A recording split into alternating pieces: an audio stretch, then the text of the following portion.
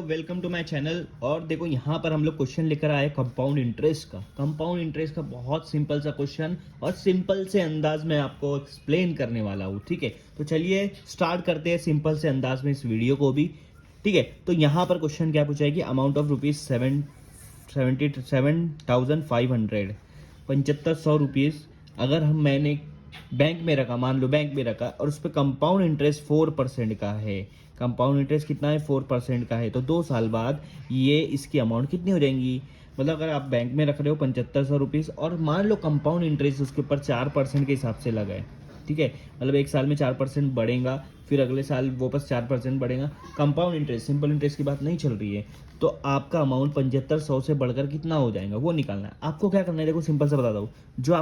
जो जितना आपने पैसा रखा है ना बैंक में, उसको लिख लिया मैंने। ठीक है, बैंक में या जो भी जहाँ भी रखा हो उसको लिख लिया। अब ये देखो कि आपको कंपाउंड इंटरेस्ट कितना पड़ रहा है। साल के हिसाब से 4% पड़ रहा है। तो आप यहाँ पे लिखो 100 में 4 मिलाएंगे कितना होगा? 104। तो 104 लिखो, यहाँ पर क्या लिखो? 104। और उसके नीचे 100 लिखो, उसके नीचे क्या लिखो? 100 लिखो। ये समझ में आया? अगर 5% रहता तो मैं लिखता 105/100। अगर 6% रहता तो 106/100। मतलब जितना परसेंट है ना उसको 100 से प्लस करो और उसके नीचे 100 लिखो। समझ में आया? हाँ। अब आगे अगर जाएंगे तो ये कितने साल के लिए बोला है? 2 साल के लिए। और यहाँ याद रखना ये पर एनम के लिए बात कर रहा हूँ मैं। पर एनम रहा तभी ये वाला चीज़ करेंगे। पर मंथ के लिए मैं आपको बता दूंगा बाद में।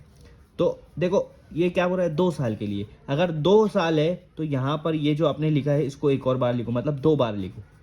104/100 2 बार लिखा है। अगर 3 ईयर रहता तो 3 बार लिखता, 4 ईयर रहता तो 4 बार लिखता। समझ में आ रहा है बात को? तो अब देखो अगर मैं इसको कट करूँगा 104 4 के टेबल पे, ये भी 4 के टेबल में आता है। 4 के टेबल में 25 पे 100 आता है, 26 पे 104 आता है। ये भी सेम वैसा ही हुआ।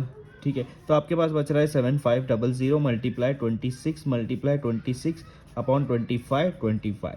अब आप देखो 25 के टेबल में 75 आता है, 3 पर 2 0 आगे लगा दो। ठीक है, तो यहाँ 300 बचा। 25 के टेबल में 300 आता है, कितने पर आता है? 12 पर। तो आपके पास अभी बच रहा है 12 मल्टीप्लाई बाय 26 मल्टीप्लाई बाय 26। अब आप इसको मल्टीप्लाई करना है, बहुत फास्ट करना है क्योंकि आप कॉम्पिटेटिव एग्जाम दे रहे हो, वहाँ आपके पास टाइम नहीं होता है। 26 2 बार आया, 26 का स्क्वायर निकाल लो। स्क्वायर निकालते हैं, 2 का स्क्वायर करके 04 लिखना है 2 डिजिट में। 6 का स्क्वायर करके 36 लिखना है, यहाँ प्लस लगाना है, यहाँ 0 लगाना है। ये शॉर्ट ट्रिक बता रहा हूँ।